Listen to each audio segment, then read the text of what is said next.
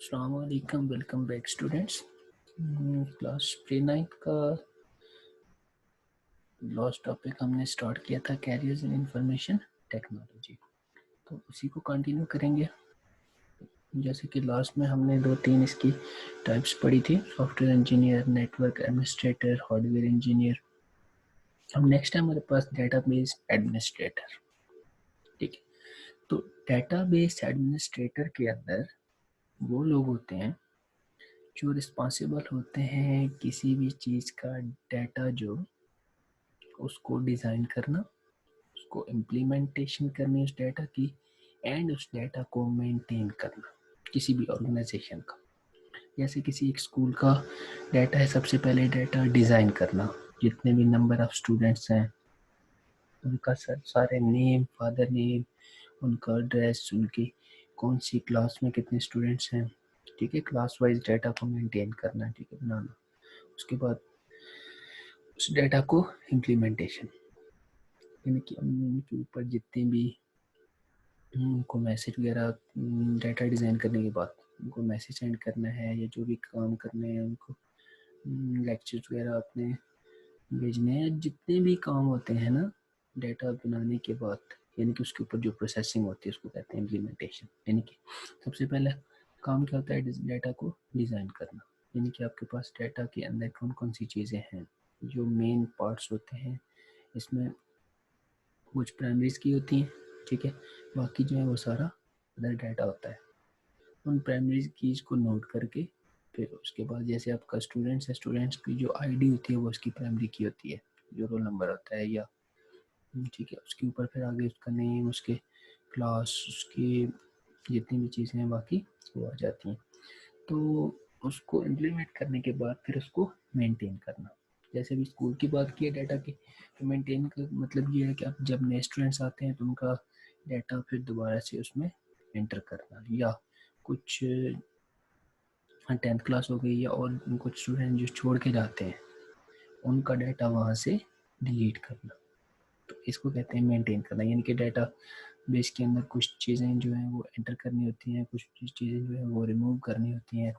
इस तरह की जितनी जो प्रोसेस होते हैं वो मेंटेन में आ जाती हैं। तो डाटाबेस के अंदर 3 चीज़ें मेन होती हैं, डिज़ाइनिंग, यानी कि डाटा को सबसे पहले डिज़ाइन करना, फिर उसको इम्प्लीमेंट करना और देन उसको मेंटेन करना।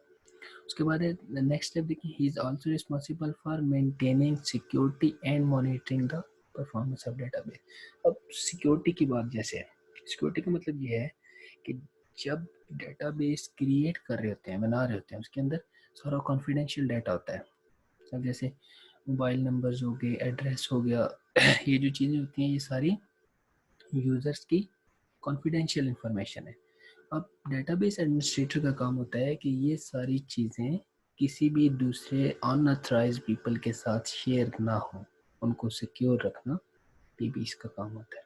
ठीक है, और उसको मॉनिटरिंग परफॉर्मेंस ऑफ डेटाबेस, यानी कि उसकी जितनी भी डेटाबेस की परफॉर्मेंस होती है उसको मॉनिटर करना, ये काम होते हैं डेटाबेस एडमिनिस्ट्रेटर के। सबसे पहले उसको डिज़ाइन करना, इम्प्लीमेंट करना, मेंटेन करना और देन उसको सिक्योरिटी प्रोवाइड करना, यानी कि अनऑथराइज्ड पीपल या ऐसे लोग जो उस ऑर्गेनाइजेशन का पार्ट नहीं है वो उसको यूज़ ना कर सकें या आपका डाटा चोरी ना कर सकें, या ये सारी चीज़ें। ठीक है, नेक्स्ट हमारे पास वेब डिज़ाइनर। अब नाम से ही पता चल जाता है, वेब डिज़ाइनर वो लोग होते हैं जो हमारी वेबसाइट को क्रिएट करते हैं, बनाते हैं।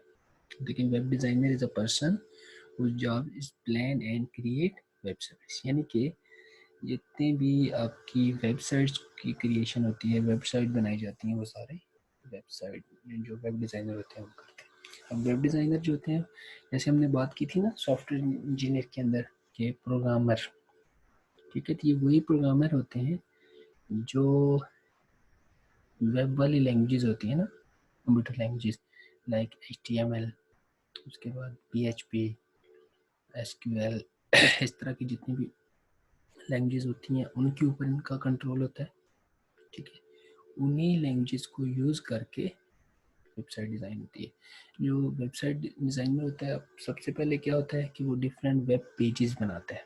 ठीक है, आप देखें second step, he design web pages. That include text, image, sound, video clip और दूसरी चीज़ें। ठीक है। अब जो भी वेबसाइट है, जैसे हर वेबसाइट के डिफरेंट होता है कि उसमें सिर्फ टेक्स्ट होता है, इंफॉर्मेशन होती है किसी चीज़ की, साथ इमेज वगैरह आ गई। कुछ में आपके पास साउंड्स होते हैं, वीडियो क्लिप्स होते हैं, जैसे यूट्यूब हो गया। अब यूट्यूब की वेबसाइट्स के अंदर डिफरेंट वीडियोस क्लिप्स आते हैं। ठीक है। तो इस तरह की वेब पेजेस डिज़ाइन करते हैं, उसके अंदर डिफरेंट चीज़ें इस तरह टेक्स्ट, इमेज, साउंड, वीडियो वगैरह लगा के फिर उन्हीं वेब पेजेस को मिला के वेबसाइट बना देते हैं। ठीक है। जिस तरह हमारे पास बुक है ना, तो बुक क्या होते हैं, नंबर ऑफ पेजेस होते हैं। वही सारे नंबर ऑफ पेजेस मिलके आपकी एक बुक या नोटबुक बनती है। इसी तरह वेब डिज़ाइनर के अंदर वेबसाइट्स के अंदर डिफरेंट वेब पेजेस होते हैं। उन सारे वेब पेजेस को आपस में इंटरकनेक्ट करके वेबसाइट जो है वो बनाई जाती है। अब आप उसको दो लैंग्वेजेस बताई थी, HTML, दूसरा PHP। अब HTML के अंदर वेब पेजेस डिज़ाइन होते हैं, यानी कि ये सारी इसकी फ्रंट एंड डिज़ाइनिंग जो होती है वो सारी PHP में होती है कि आपने टेक्स्ट कहाँ पे लिखना है, कैसे लिखना है। उसके बाद उसमें जो इमेज वगैरह डिस्क्रिप्शन के लिए लगानी है या कोई वीडियो लगानी है, साउंड लगाना है, ये सारी चीज़ें जो डिज़ाइन होता है वो सारा HTML के अंदर होता है। फिर हम उन टेक्स्ट के ऊपर क्लिक करके नेक्स्ट जो इन्फॉर्मेशन हासिल करते हैं या जो भी चीज़ें होती हैं, वीडियोस वगैरह हमको रन करना, चलाना या एक पेज से दूसरे पेज पे मूव करना, तो ये जो सारा काम होता है वो PHP के अंदर होता है कि आपस में लिंक करना डिफरेंट वेब पेजेस को। उसके बाद नेक्स्ट हमारे पास मल्टीमीडिया डिज़ाइनर। मल्टीमीडिया, जो मीडिया नाम होता है ना, वो आपका वो चीज़ें होती हैं जो आप डिफरेंट चीज़ें शो कर रहे होते हैं। ठीक है। तो मल्टीमीडिया ये होता है कि जब आपके पास डिफरेंट किस्म का मीडिया, यानी कि डिफरेंट किस्म की इंफॉर्मेशन, वो यानी कि ज़्यादा मल्टीपल इंफॉर्मेशन जो है वो आप जब इकट्ठी ऑर्गेनाइज करते हैं, इसको मल्टीमीडिया कहते हैं। यानी कि आपके पास जैसे multimedia designer are people who organize the present information is an easy to understand and attractive manner। यानी कि आप जिस तरह डिफरेंट किस्म के पोस्टर होते हैं उसमें आपके पास पिक्चर्स भी लगी होती हैं, आपका टेक्स्ट भी होता है, आपकी इमेज वगैरह भी होती हैं। ठीक है। तो उसको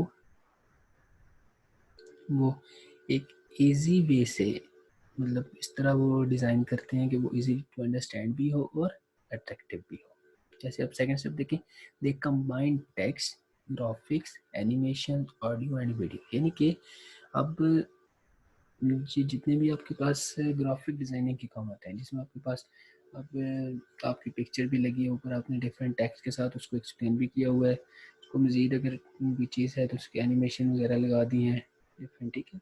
3D 2D एनिमेशन वगैरह जो पिक्चर्स को अट्रैक्टिव तरीके से डिस्प्ले करवाना है। ठीक है। उसके बाद अगर कोई वीडियो वगैरह है तो वो भी चल रही होती है। ठीक है। तो इस तरह की जितनी होते हैं ना काम, यानी कि ये जो आपके टीवी के अंदर ये एड्स वगैरह बन रहे होते हैं। ठीक है। फिल्म इंडस्ट्री के अंदर और बहुत सारी, जिसमें आपके पास फोटोग्राफी आ जाती है, और ये जितनी चीज़ें होती हैं वो सारी मल्टीमीडिया डिज़ाइनर के अंदर आती है।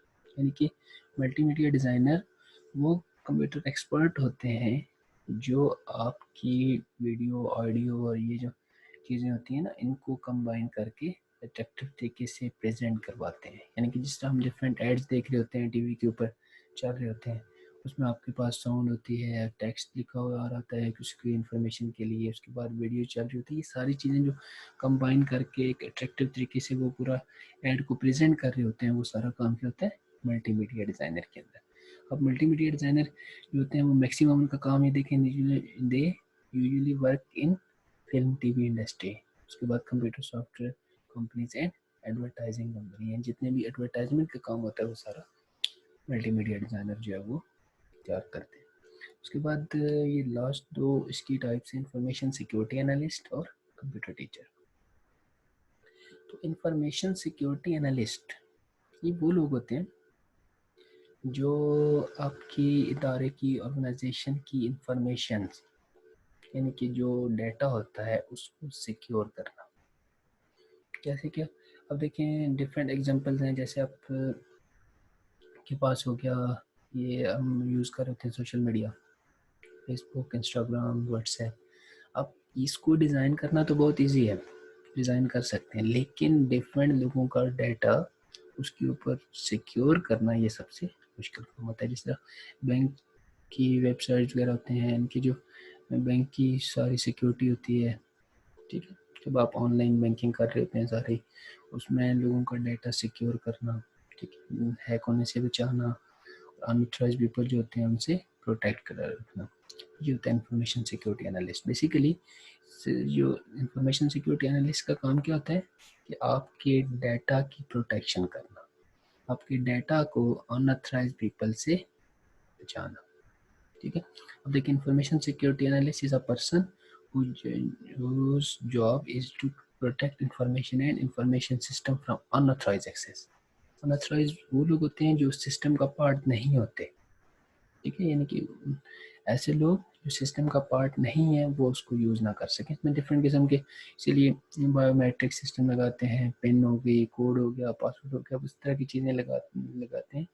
लगाने का मकसद ये होता है सिक्योरिटी ये सारी, कि अनऑथराइज्ड लोग जो हैं वो इसको एक्सेस नहीं कर सके, ठीक है। Unauthorised access, use, modification, recording और डिस्ट्रक्शन, यानी कि जितना भी आपका रिकॉर्ड होता है किसी ऑर्गेनाइजेशन का, उसको कोई ऐसे लोग एक्सेस करके उसको डिस्ट्रैक्ट ना कर सके। उसके बाद कहते हैं ये implementation procedure and policies to ensure information security within the organisation, यानी कि डिफरेंट किस्म की पॉलिसीज बनाते हैं। पॉलिसीज का मतलब ये है कि अगर फर्ज करो एक आपके पास ऑर्गेनाइजेशन है, उसके अंदर जितने भी लोग आ रहे हैं सबसे पहले उनकी वेरिफिकेशन होती है, उनको यूज़र नेम पासवर्ड दिया जाता है। वो जो भी सिस्टम अब लॉगिन कर रहे हैं, यूज़ कर रहे हैं, पहले वो अपने पासवर्ड जो है यूज़र नेम एंटर करते हैं। अगर तो वो सिस्टम का पार्ट है तो वो यूज़र नेम पासवर्ड मैच होता है, सिस्टम सिक्योरिटी एनालिस्ट उसको चेक करते हैं, देन उनको अलाउ होता है कि आप उस ऑर्गेनाइजेशन के जो भी डाटा है उसको यूज़ कर सके। अगर वो यूज़र नेम पासवर्ड एंटर मतलब गलत करते हैं, इसका मतलब है वो अनऑथराइज्ड पीपल है, तो उसको फिर अलाउ नहीं करते कि आप सिस्टम को लॉग इन करके उसको यूज़ कर सके। तो बेसिकली जितने भी सिक्योरिटी से रिलेटेड, इंफॉर्मेशन सिक्योरिटी से रिलेटेड काम होता है कि चीज़ों को प्रोटेक्ट करना, उनको अनऑथराइज्ड पीपल से बचाना, वो सारा हैकर जैसे हैक वगैरह हो जा करते हैं डाटा को, हैकर क्रैकर, इनसे डाटा सिक्योर रखना, ये इंफॉर्मेशन सिक्योरिटी एनालिस्ट का काम होता है। और लास्ट हमारे पास कंप्यूटर टीचर।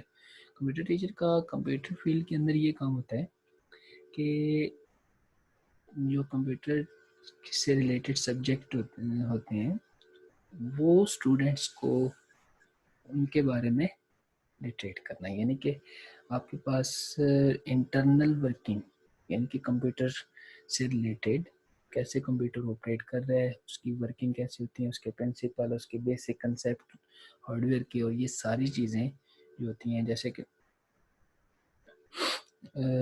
स्टार्ट में आपको बताया जाता है कंप्यूटर है क्या, उसके बाद फिर उसके कौन कौन से इनपुट्स कौन सी होती हैं, प्रोसेस डिवाइसेस कौन सी होती हैं, आउटपुट कौन सी होती हैं, फिर ये आपस में काम कैसे करते हैं, ये जो सारी गाइडेंस होती है ये कंप्यूटर टीचर का काम होता है आपको गाइड करना। तो ये था हमारे पास लास्ट इसकी टाइप्स कैरियर इंफॉर्मेशन टेक्नोलॉजी।